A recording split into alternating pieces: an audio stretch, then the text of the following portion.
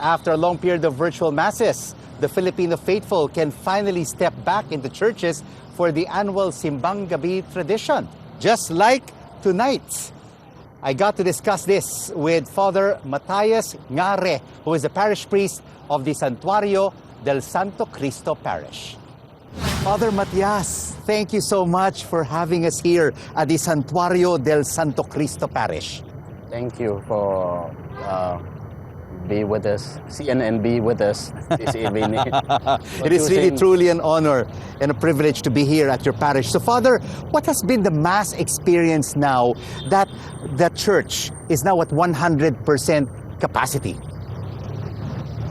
You know, after 2 years of under the restriction because of the pandemic, now we feel much relief and more happy.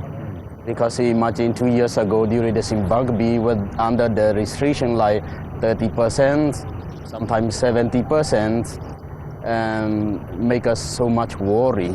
And especially when we see the police stand by the churchgoers, and they were also nervous.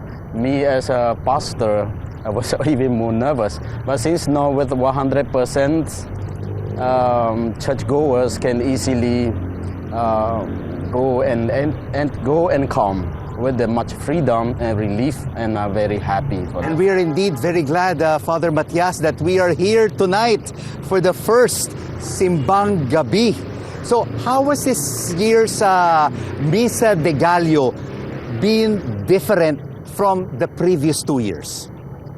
It will be more lively. There will be more young people or senior people, because for the past 2 years, the senior were not allowed to go out. So, but at this time, all ages can come and participate the Misa de Gallo or Simbang Gabi Mass. So this is the difference for the past 2 years. So with all our viewers watching us right now this evening on The Final Word, how important is it for our kababayans, for Filipinos to attend the Misa de Gallo or the Simbang Gabi? I know Advent is, there are 4 weeks for Advent, but when it comes to Simbang Gabi or Misa de Gallo, it is an intensive spiritual preparation for 9 days for the birth of Jesus Christ, which is Christmas. So this is so important for us as a Catholic, for us as Christians, to participate these 9 days of Simbang Gabi Mass. Because it is says that if you can participate 9 days fully, then your prayer will be answered. Your wish will be answered. Yeah, your wish will be answered. I hope that all the participants, all the churchgoers can participate actively and faithfully for the 9 days of Simbang Gabi Mass. I mean, just taking a look at this beautiful church, Santuario del Santo Cristo, it is a church, Father, that has stood the test of time. Built in 1604 and is still standing tall, despite many historical events such as the Chinese insurrection and the British occupation. It has experienced a lot of history, Father Matthias. That is true, yeah. So 2 times under the fire, like after building of 1604 and 1639, after 35 years, it was burned by the Chinese insurgents. And after that, 1641, it was built again, constructed. Not only this church, actually, when the church was built, included the convent and the church were built together. And it was burned out again by the British occupation once again. And at the last, I think the last building was 1937. Okay, Paul. And now, as of now, we are celebrated the 80th foundation as a parish in 1942. So this church has been rebuilt twice. Tell us about the image of the Santo Cristo. What is its significance? The significance of Santo Cristo is rich in history, actually. It was sculptured by a Chinese, asked by a friar, a Dominican priest.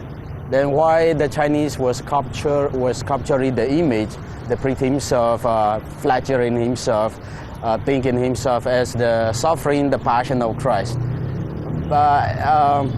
It says that many times actually Santo Cristo, the image of Santo Cristo, make miracles. And it was in the Intramuros, in Santo Domingo also. And later, only after 18th century or 19th century, Yes. then it was brought here. You know, this church has a lot of history, Father Matthias. It's Yes, not Father. only the structure, the church, Santo Cristo, but also two heritage trees Yes, here adjacent to the church. What is the story of these two heritage trees? These two trees is acacia tree in Tagalog. In English is rain tree. It was in 2016, April 25, when the local government come and found it out, and they wanted to make it into heritage tree. That's why they are called heritage tree. And you know, to all our viewers, Father Matthias Nga Reh is not Filipino. He is from Myanmar. Yes, I mean, how long have you been here, Father, in this parish? And all the priests in this parish are non-Filipinos. They're foreigners Yes. who basically run and manage this parish. Yes, I came to the Philippines 2010. Even You've come to love the Philippines, Yes, Father. You can yes. even speak Tagalog. Yes, I do. So as a parish priest, I've been here for 5 years. Of course, I was installed by Cardinal Tagler in 2017, June 2. So, And Father, as a final salvo before the end of this interview, please invite your parishioners and our kababayans who are watching us right now on The Final Word to attend the Misa de Gallo and the Simbang Gabi here. And of course, listen to the beautiful music of the Santuario Music Ministry. yes, po. To the parishioners Santo Cristo and to kababayan, especially Filipino, this evening or tonight is the start of Simbang Gabi Mass. So I invite all of you to come and join and participate and take this opportunity of the 9 days of Simbang Gabi Mass, so that your prayer and your wish will be answered. And finally, what is your message for our viewers about this Christmas season, the birth of our Lord Jesus Christ? For this Christmas season, we wish and pray that there will be more peace in the country, in our home.